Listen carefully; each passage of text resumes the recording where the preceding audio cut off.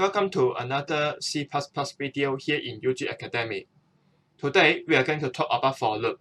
The syntax of for loop is shown here. It contains the keyword for following by a blanket. There are three parts within the blanket, separated by semicolon. The first part is the for initialization. The for initialization will be executed once before the looping begins. It usually contains the initialization of the loop counter variable. And for the second part is a Boolean expression, which indicates where the loop will go on and when it will end. As long as this expression remains true, the looping will go on. And the third part is the post-processing statement, which will be executed once every time the loop is completed.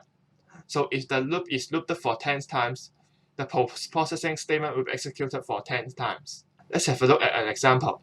Similar to our while loop video, we are going to create a program that calculates factorial for us. So first, we are going to create the necessary variable. Next, we are going to require the user to input the number that they want to calculate factorial. Then, we are going to perform calculation.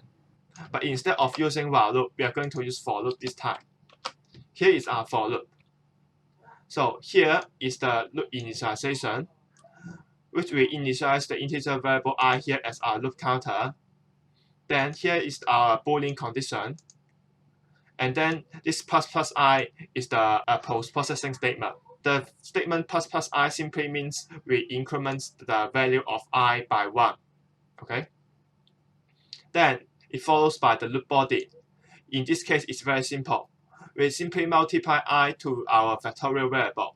Note that the asterisk equal operator here means that we multiply the variable on the right side to the variable on the left side. The new value will replace the original value of the variable on the left side. Since during this loop, the value of I is going from 1 to number. So factorial is going to be multiplied by 1 times 2 times 3 goes on to the value number.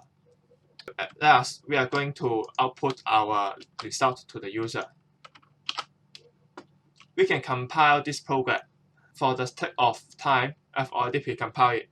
So I just directly run it here in our console. Example 5. And then the factorial is 120, exactly what we want. So that's all for today. In the next video, I'm going to talk about more loop control.